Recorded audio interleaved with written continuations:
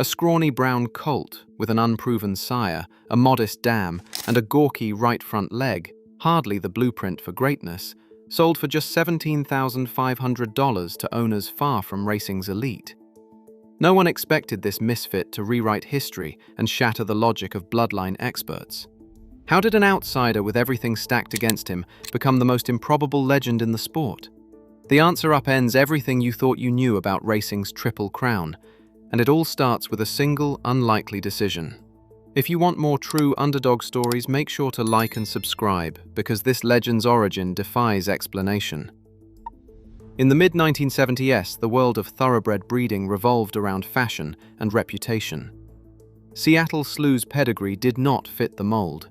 His sire, Bold Reasoning, was a fast horse from the Bold Ruler line, a source of speed revered in American racing, but with only a handful of starts and just 2 crops on the ground before his untimely death, Bold Reasoning was still a question mark in the sales ring. Buyers at the time looked for proven stallions, names that had already produced stakes winners. Bold Reasoning's promise was just that, promise not proof. On the dam's side, My Charmer brought a different set of doubts. She was by Poker, a son of Round Table, who was admired for stamina and toughness on turf, but My Charmer's own record was modest. She had yet to produce anything remarkable, and her family was not considered blue chip by Kentucky standards. To commercial buyers, the cross of Bold Reasoning and My Charmer seemed like a gamble, not a blueprint for a classic winner. Physical appearance added to the skepticism. Seattle Slew was described as offset in front, with a right foreleg that angled slightly outward. In a marketplace obsessed with perfect conformation, even a minor flaw could send buyers searching for the next hip in the catalogue. The big spenders at Keeneland and Fasig-Tipton wanted colts that looked like statues and came from families with pages of black type. Slew was neither. He was rejected by Keeneland's elite July sale, his pedigree and posture failing to impress the selection committee. Instead, he landed in the Fasig-Tipton July sale, a notch below in prestige, and a place where overlooked horses sometimes found their shot. The commercial logic of the era was clear. Proven sires and fashionable female families commanded 6-figure prices. In 1975, the top yearling at Fasig-Tipton brought $475,000. Seattle Slew, by contrast, drew only light bidding, hammered down at $17,500 after a brief flurry of 19 bids in 90 seconds. The price reflected the prevailing wisdom. Bloodline experts saw little reason to believe this colt would stand out. The cross of Bold Reasoning and My Charmer did not fit the formulas breeders trusted. Speed on stamina, yes, but without the deep-rooted credentials that made buyers feel safe. Yet buried in that unremarkable pedigree was a combination that would later be studied as a model of versatility. Bold Ruler's speed, filtered through Bold Reasoning, met the toughness of Round Table's line through Poker. The result was a genetic blend that could summon brilliance from unlikely origins. But in 1975, no one was looking for that kind of magic. They wanted what had already worked. Seattle Slew's family tree, on paper, gave them every reason to look elsewhere. The marketplace logic was sound, until the colt himself rewrote the rules. How does a colt bought for a relative pittance go on to become a Triple Crown legend? The answer starts far from Kentucky, in the forests of Washington state, and it has twists that still surprise historians and fans. What did these ordinary people see in that colt that the big buyers missed? Stay with us. If you enjoy underdog stories, please like and subscribe now. Mickey and Karen Taylor did not come from Kentucky blue blood. Their world was the forests of Washington state, where Mickey worked in the logging business and Karen managed the home front. Horses were a passion, but racing at the highest level seemed distant, a dream for people with deeper pockets and longer pedigrees. Their friends Jim and Sally Hill brought a different expertise. Jim was a veterinarian from New York, trained to spot promise in a colt's body that others might miss. Together, the Taylors and Hills formed a partnership that was more hope than business plan. When the Fasig-Tipton July sale catalogue arrived in 1975, their budget was modest by elite standards. They had set a ceiling, $15,000, maybe a bit more if something truly special appeared. The catalogue listed a dark bay colt by Bold Reasoning out of My Charmer, bred by Ben Castleman. He was not a showstopper in the walking ring. His right foreleg angled out just enough to draw sideways glances from the big buyers. But Jim Hill saw something different: a deep shoulder, a powerful hip, and a head that suggested intelligence and grit. He told Mickey and Karen this was a colt built to run, not just to pose for sales photos. As the sale approached, the Taylors and Hills weighed their options. Mickey hesitated. Spending more than planned meant real risk. Karen, though, felt drawn to the colt. She nudged her husband at ringside, urging him to keep bidding past their original limit. The auctioneer started at $3,000. Bids ticked up in $500 steps, 19 bids in 90 seconds, and at $17,500, the gavel fell. The partnership had stretched every dollar they could spare. There was no fanfare, no congratulations from the crowd. For most in the pavilion, it was just another sale, another unheralded yearling moving through the ring. But for the Taylors and Hills, it was a leap of faith, one that put ordinary people at the center of a gamble usually reserved for racing's elite. They walked out as owners of a colt nobody else wanted, united by belief and a willingness to risk what they had for a shot at something bigger. That decision would soon test everything they knew about hope, luck, and the fine line between obscurity and legend. If you want to see how that leap became legend, please like and subscribe, and keep watching. Seattle Slew's first trip to the starting gate came late in the 1976 season, but he wasted no time announcing himself. On September 20th at Belmont Park, he broke from post 8 as a 12-1 outsider in a maiden sprint. The colt shot straight to the front, set sharp early fractions, and crossed the wire in 1 minute, 10 1/5 seconds for 6 furlongs, an eye-catching time for a debut. He finished a length clear, winning handily without ever being asked for his best. For most horses, that would be a promising start. For Slew, it was just the opening note. 2 weeks later, he returned in a 7-furlong allowance at Belmont. This time, he left no doubts. Slew blazed through a half-mile in 44 seconds flat, hit 6 furlongs in 1 minute, 8 seconds, and powered home in 1 minute 20 3/5 seconds, shattering the track record for the distance. He was eased up in the final 16th, yet still finished 9 lengths ahead of his rivals. The number on the timer made seasoned horsemen blink. Track records at Belmont were not set by green 2-year-olds, and certainly not by ones who had sold for $17,500. The real statement came in the Champagne Stakes on October 16th, facing the best juveniles on the East Coast. Slew went straight to the lead, reeled off fractions of 23 2/5 seconds, 46 seconds flat, and 1 minute 10 seconds for 3/4, then opened up in the stretch. He hit the wire in 1 minute 34 2/5 seconds for the mile, a stakes record, winning by 9 3/4 lengths. The gap back to second was almost comical for a Grade 1. With only 3 starts, Seattle Slew had turned from an overlooked yearling into the most talked-about colt in the country. His raw speed was undeniable, and the racing public started to wonder just how far this outsider could go. Seattle Slew returned to the track as a 3-year-old with a campaign that would break the rules and leave people asking how it all ended. Want to see how a lightly raced horse became a legend? If you enjoy this story, please like and subscribe.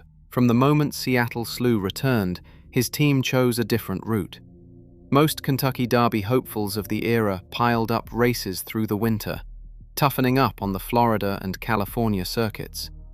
Slew's handlers kept his schedule light, focusing on sharpness and recovery instead of racking up miles. On March 9, 1977, Slew made his seasonal debut at Hialeah Park in a 7-furlong allowance. He faced a full field and a brisk early pace, then drew off to win by 9 lengths, stopping the clock in 1 minute, 20 3/5 seconds, which was a new track record. He had run faster than any horse in Hialeah's history at that distance. Just over 2 weeks later, Slew stepped up to the Flamingo Stakes, also at Hialeah.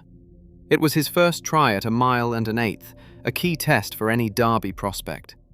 Slew settled just off the leaders, then powered clear in the stretch to win by 4 lengths. His final time, 1 minute, 47 3/5 seconds, stamped him as a colt who could carry his speed beyond a sprint.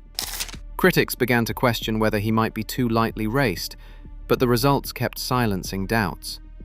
The final stop before Louisville came in the Wood Memorial at Aqueduct on April 23, 1977.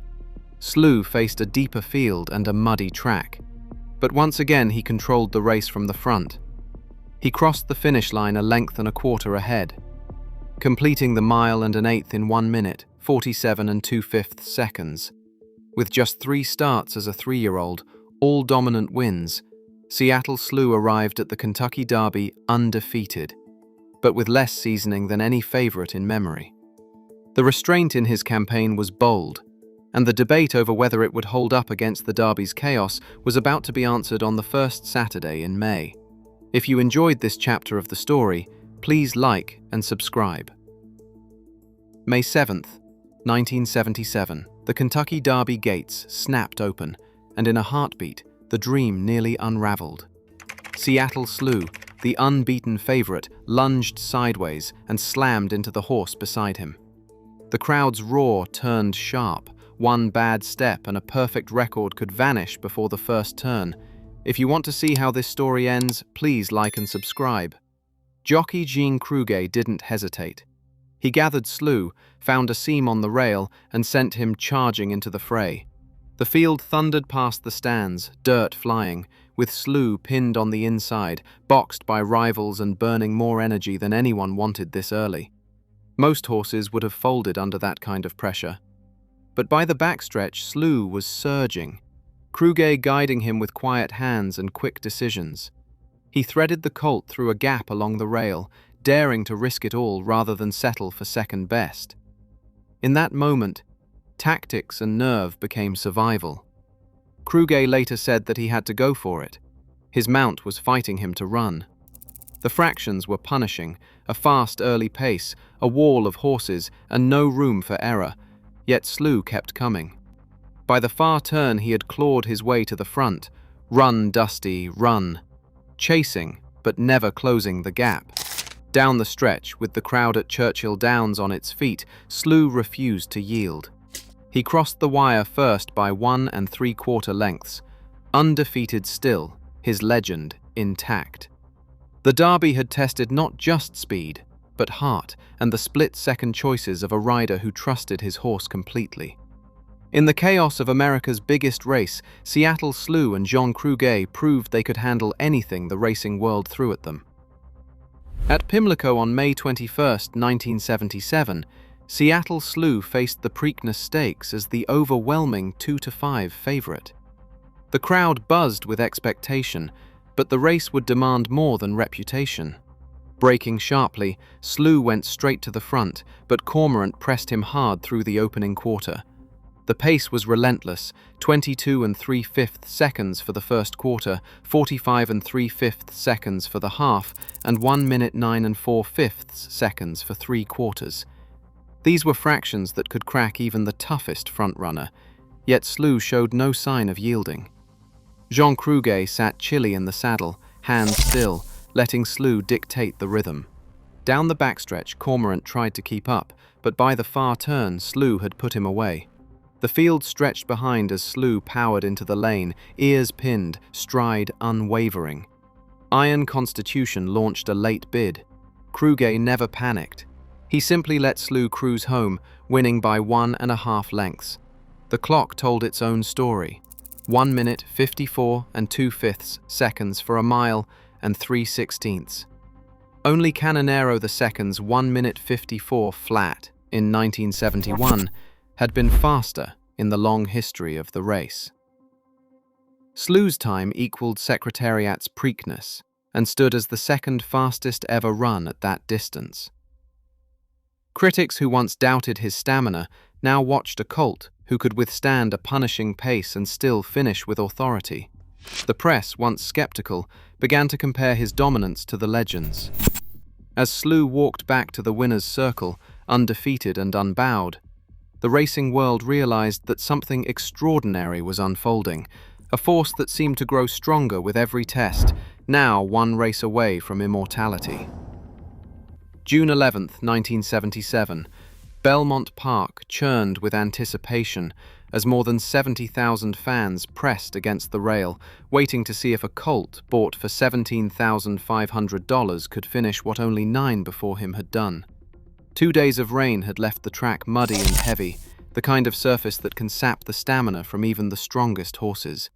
Seattle Slew, undefeated and carrying the weight of history, broke from post 5 with his usual burst. He went straight to the front, ears flicking, legs kicking up clods of wet earth with every stride. Sanhedrin tracked him early, pressing just enough to test his resolve. But Slew never blinked.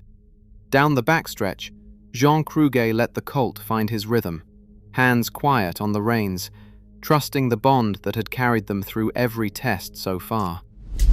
As the field rounded the far turn, the distance stretched ahead, 1.5 miles, farther than Slew had ever run, deeper than most horses ever reach. Sanhedrin made one last run at him, but Slew shrugged it off, lengthening his stride and driving for home. The crowd's roar built with every stride. 4 lengths clear, mud streaked across his flanks, Seattle Slew thundered toward the finish. 20 yards from the wire, Kruger rose in the irons and lifted his whip in a jubilant salute, the first time a jockey ever dared to celebrate before the line in a Triple Crown race. In 2 minutes and 29 3/5 seconds, Slew crossed the finish line, completing the sweep of the Triple Crown and remaining flawless 9 for 9, a perfect record. The outsider who had been overlooked at the sale ring now stood alone in the record books. His story written not in pedigree charts, but in the mud and glory of Belmont Park. 3 weeks after the roar of Belmont faded, Seattle Slew shipped west for the Swap Stakes at Hollywood Park. The undefeated champion, still carrying the weight of his perfect record, finished a distant 4th behind J.O. Tobin. The loss stunned the racing world and rattled his connections. Behind the scenes, disagreements over his training and racing schedule deepened. Billy Turner, who had guided Slew from raw yearling to Triple Crown winner, found himself at odds with the owners. Turner believed the colt needed rest after the grueling campaign, but the partnership pushed for more. By the end of 1977, Turner was replaced. The following spring, as Seattle Slew prepared for a new season under a new trainer, a serious viral illness nearly ended his career. For the first time, the champion looked vulnerable, his future clouded by uncertainty, and the team that had brought him this far now fractured. After battling back from illness and changes in his team, Seattle Slew returned to the track with a vengeance. On September 16, 1978, he faced Affirmed, the reigning Triple Crown winner, in the Marlborough Cup at Belmont Park. The odds favoured Affirmed, but Slew set a blistering pace and never looked back, winning by 3 lengths. Just 2 weeks later, he lined up for the Woodward Stakes and delivered a performance for the ages, stopping the clock at 2 minutes flat for 1.25 miles, a new track record. With his racing days behind him, Seattle Slew moved to the breeding shed, and his influence only grew. His son Swale captured both the Kentucky Derby and Belmont Stakes in 1984. Slew Gold dominated as champion older male, stacking up Grade 1 wins. Then came AP Indy, who swept the Belmont and became one of the most important sires of the modern era. Through these champions and their descendants, Seattle Slew's legacy continues to shape the sport. If you enjoyed this deep dive, please like and subscribe to support more stories like this. Today, the value of a yearling is still measured in bloodlines and dollars, but Seattle Slew's legacy reminds us that greatness can defy every pedigree chart. His descendants, including champions like AP Indy, shape modern racing, proof that belief can upend tradition. Sometimes, the barrier is not what you start with, but what others refuse to see. Tell us, where do you see the next outsider rewriting the rules? If you enjoyed this story, please like and subscribe.